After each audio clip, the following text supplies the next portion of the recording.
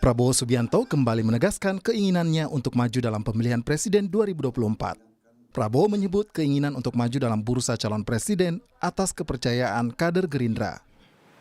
Dan Gerindra pun sudah memutuskan memberi kepercayaan kepada saya untuk menawarkan diri kepada rakyat Indonesia sebagai pilihan untuk tahun 2024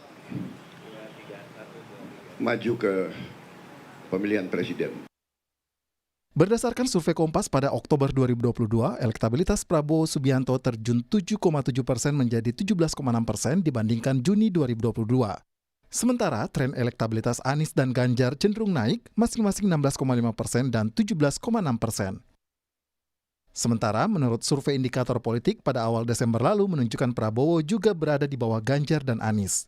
Elektabilitas untuk Ganjar Pranowo 31,5%, adapun Anies Baswedan 24,4%, dan elektabilitas 21,4% untuk Prabowo Subianto. Menurut indikator politik, kenaikan survei Ganjar dan Prabowo dipengaruhi oleh kepuasan terhadap kinerja Presiden Jokowi. Tapi polanya nggak berubah. Nomor 1 Ganjar, nomor 2 Anies, nomor 3 Pak Prabowo. Anies agak sedikit stagnan, elektabilitasnya di bulan Desember, Ganjar dan Pak Prabowo naik. Nah pertanyaannya, Ganjar dan Pak Prabowo ngapain di bulan Desember? Ketika approval rating Pak Jokowi naik, Pak Prabowo elektabilitasnya juga ikutan naik. Artinya, approval rating Presiden Jokowi itu tidak hanya berdampak belakangan ini kepada Ganjar, tapi juga kepada Pak Prabowo. Nah, sementara sebaliknya, mereka yang tidak puas terhadap kinerja Pak Jokowi, itu polanya sama dengan tingkat approval rating, tingkat elektabilitas Anies. Namun, Prabowo enggan menanggapi tren elektabilitasnya dan menyebut lembaga survei bukan penentu kemenangan di Pilpres. Sudah jelaskan ini badan pemenangan presiden, ya? Baik, Pak. Bukan badan pemenangan wakil presiden. Tenang aja.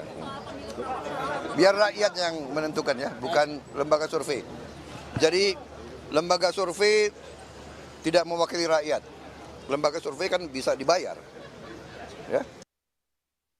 Pada pemilu 2019 yang lalu, Gerindra meraih 78 kursi di DPR dengan jumlah suara 12,57%. Dengan perolehan ini, jika Prabowo ingin maju sebagai calon presiden 2024, artinya Gerindra harus berkoalisi dengan partai lainnya. Meski sudah diusung oleh partainya, Prabowo menyebut persoalan cawapres akan dibahas dengan koalisi nantinya. Cawapres nanti secara proses politik akan ditetapkan pada saatnya, ya. Kita koalisi dengan PKB, jadi kita nanti akan ambil keputusan bersama dengan PKB. Kalau koalisi kita nanti, saya yakin akan mencari keputusan yang terbaik untuk rakyat. Prabowo juga menegaskan Partai Gerindra terbuka bekerja sama dengan partai lain pada pemilu 2024 nanti.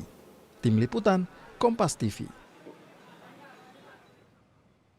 Strategi apa yang disiapkan Prabowo dan bagaimana kansnya maju di Pesta Demokrasi 2024? Sudah bergabung Ferry Juliantono, Wakil Ketua Umum Partai Gerindra, dan juga Burhanuddin Muhtadi, Direktur Eksekutif Indikator Politik Indonesia. Selamat malam Bapak-Bapak, sehat ya? Selamat malam Mbak Fristia, Mas Burhan, selamat malam. Selamat malam, saya ke Bung Ferry terlebih dahulu. Jadi kalau Pak Prabowo ini sudah resmi akan maju sebagai Capres 2024 nanti, ya. Kalau deklarasinya kapan akan ditegaskannya, Bung Ferry? Kalau Pak Prabowo Subianto kan sudah resmi ditetapkan di acara internal Partai Gerindra.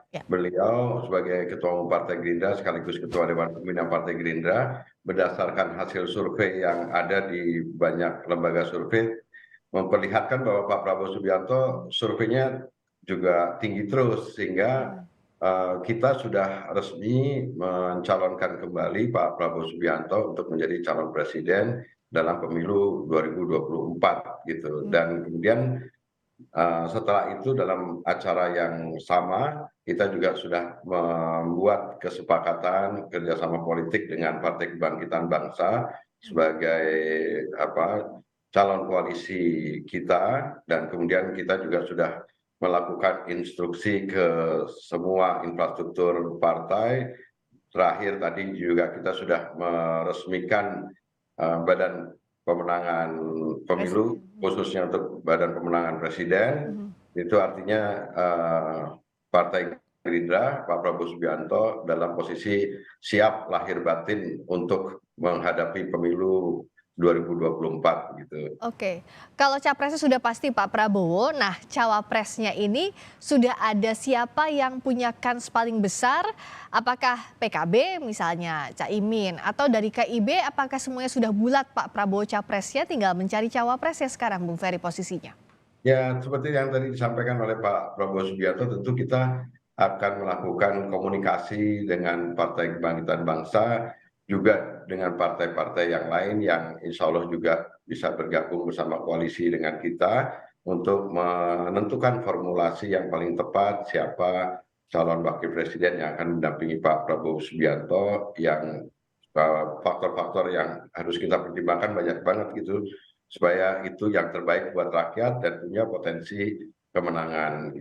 Nah, tantangannya 2024 ini kan memang sekarang kita harus kuat di sosial media, kemudian pemilih di 2024 ini juga 60% itu adalah pemilih yang bisa dibilang milenial gitu, yang itu juga menjadi tantangan dan juga sekaligus sebenarnya peluang buat Partai Gerindra yang sekarang sedang berada di dalam pemerintahan untuk bisa memperkuat infrastruktur yang ada dalam rangka untuk memenangkan Pak Prabowo Subianto dan juga untuk meningkatkan perolehan kursi dan suara dari Partai Gerindra. Nah kalau bicara soal strategi, Bung Burhan, apa yang dilihat, apa yang harus dilakukan oleh Partai Gerindra? Kalau dilihat kan terakhir dari surveinya Indikator, bahkan ada kenaikan hasil surveinya Pak Prabowo inline dengan capaian pemerintah begitu. Bung Burhan bisa cerita banyak soal ini. Ya, jadi kita menemukan pola yang menarik di mana kepuasan terhadap Presiden Jokowi itu juga turut menentukan peta elektabilitas 2024. Jadi di bulan November pertama kali Anies Baswedan menyalip Pak Prabowo di peringkat kedua, itu terjadi ketika approval Presiden drop dari 70 ke 66%. Nah, yang mendapatkan insentif ketika Presiden Jokowi tingkat kepuasan publiknya turun, itu adalah Anies Baswedan. Nah, menariknya ketika di bulan Desember, approval Presiden Jokowi naik 5 poin dari 66 ke 71,3%. Nah, insentif kenaikan approval Presiden Jokowi itu ternyata berkorelasi dengan kenaikan elektabilitas dua capres. Pertama adalah Ganjar Pranowo, yang kedua adalah Pak Prabowo. Nah, ini kali pertama ini Pak Prabowo punya asosiasi positif dengan approval Presiden. Biasanya dalam tren data kita ketika approval Presiden naik, itu Pak Prabowo juga ikut tertekan. Nah, penjelasannya mudah, karena 2 kali Pilpres terakhir, lawan Pak Jokowi adalah Pak Prabowo. Di 2 survei terakhir, di mana Presiden Jokowi naik, approval ratingnya, itu yang menikmati insentifnya secara elektoral bukan hanya Ganjar, tapi juga Pak Prabowo. Makanya di survei terakhir, elektabilitas Pak Prabowo kembali rebound, cukup lumayan 3% dibanding survei sebelumnya. Secara statistik tidak beda dengan Anies Baswedan dan tidak terlalu jauh juga dengan Ganjar Pranowo. Oke, kalau kita tarik mundur tapi maju lagi ke saat ini, Bung Ferry, apakah memang masuknya Pak Prabowo jadi Menhan ini sejak awal memang untuk mengincar 2024? Sebagai bagian apa kita katakan deal dengan Pak Jokowi begitu?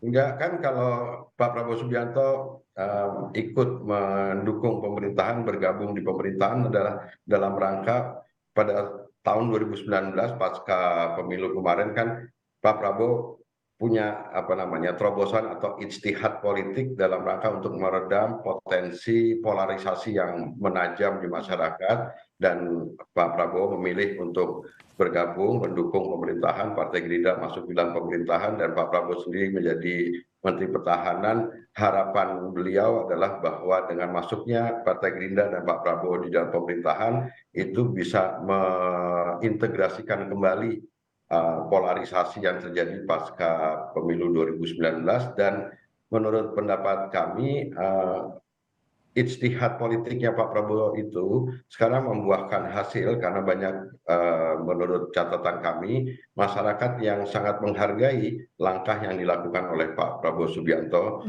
ketika ikut di dalam pemerintahan dan menurut pendapat saya mengkonfirmasi apa yang disampaikan oleh Mas Burhanuddin tadi bahwa sebenarnya seiring dengan tingkat kepuasan yang terjadi tentu juga itu akan meningkatkan kenaikan tren survei dari Pak Prabowo Subianto sendiri. Padahal sebenarnya Pak Prabowo sendiri, Mbak Friska, ini kan sebenarnya belum turun gitu dalam pengertian bahwa Pak Prabowo sekarang masih konsentrasi sebagai Menteri Pertahanan, keliling dan kemudian saya kebetulan kemarin ketemu dengan beliau masih membicarakan tentang soal ketahanan pangan, meminta kepada kita semua untuk ikut membantu masyarakat yang di tahun 2023 ini juga harus bisa kita bantu soal ketahanan pangan, soal masalah ekonomi dan lain sebagainya. Nah, soal kinerja ini, Mas Burhan, apakah memang tren elektabilitas Pak Prabowo bisa terjaga kalau kepuasan publik ke pemerintahannya Pak Jokowi juga terus naik sampai 2024 nanti? Dan apakah kalau dukungan Pak Jokowi itu nanti akan jadi satu faktor juga untuk boosting begitu dukungan atau tingkat elektabilitas untuk Pak Prabowo? Iya, jadi awalnya kan korelasinya negatif ya antara elektabilitas Pak Prabowo dengan kepuasan terhadap Presiden Jokowi. Tetapi 2 bulan terakhir ini kan korelasinya positif. Nah, yang negatif justru Anies Baswedan. Jadi ketika approval presiden naik, itu elektabilitas Anies Baswedan turun 4-5%. Nah, artinya kalau misalnya approval Presiden Jokowi bisa dipertahankan di atas 70%, maka yang paling tertekan adalah elektabilitas Anies Baswedan. Makanya elektabilitas Anies Baswedan turun di bulan Desember dibanding bulan November. Nah, pertanyaannya adalah seberapa besar potensi Presiden Jokowi mampu mempertahankan approval presiden naik terus atau minimal tidak turun di bawah 60%. Nah, itu tentu sangat tergantung oleh berbagai macam keadaan termasuk terutama soal ekonomi. Kalau misalnya ekonomi membaik, ekonomi di bulan Desember kan variabelnya membaik ya. Ekonomi sudah mulai bergerak pasca pandemi, tingkat inflasi drop dari 5,9 menjadi 5,4%. Kemudian bantuan sosial juga makin banyak. Terus ada G20 juga ya November lalu. Nah, kalau misalnya itu bisa dipertahankan sampai Februari 2024, maka ya elektabilitas Ganjar maupun Pak Prabowo akan terbantu. Nah, itu akan menjadi kabar buruk buat Anies Baswedan. Mengapa? Karena yang tidak puas itu kan total 27%. Nggak mungkin menang kalau mengambil ceruk yang tidak puas saja. Sementara yang tidak puas terhadap Presiden Jokowi 27% itu tidak seluruhnya diambil oleh Mas Anies. Ada sebagian yang masih dipertahankan oleh Pak Prabowo.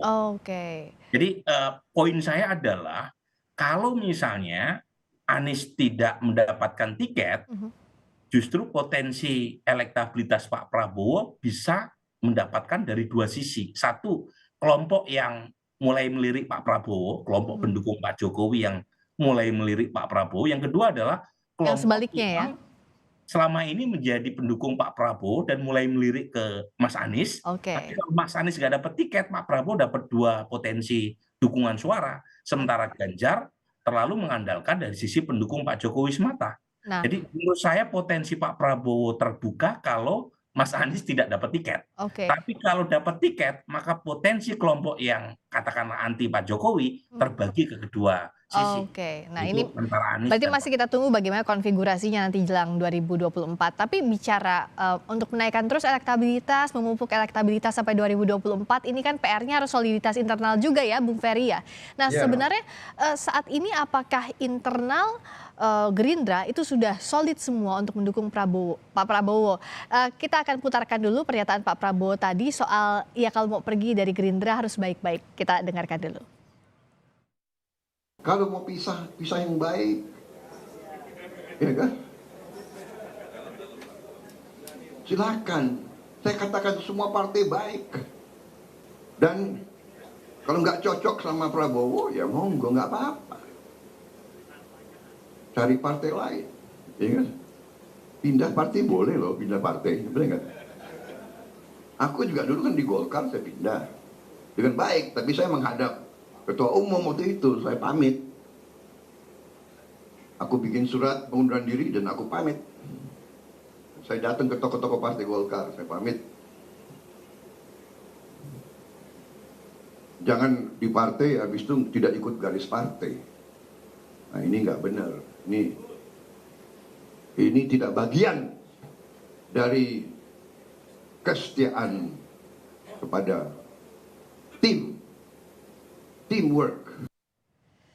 Nah, kalau Bung Ferry, saya harus konfirmasi ini apakah ditujukannya untuk Mas Sandi kah yang isunya akan merapat ke P3 dan tadi tidak hadir di peresmian, dan bagaimana pula tadi untuk memupuk soliditas internal dari Gerindra jelang 2024? Ya, menurut saya sih Pak Sandi masih tercatat sebagai kader Partai Gerindra, dan kemarin sudah dikonfirmasi oleh Partai Persatuan Pembangunan bahwa tidak benar bahwa Pak Sandi pindah ke Partai Persatuan Pembangunan. Jadi artinya semua pengurus, kader, fungsionaris Partai Gerindra dari pusat sampai ke daerah itu tetap tegak lurus kepada keputusan partai, dalam hal ini mendukung Pak Prabowo Subianto sebagai calon presiden, dan kemudian juga memenangkan Partai Gerindra untuk bisa meningkatkan suara di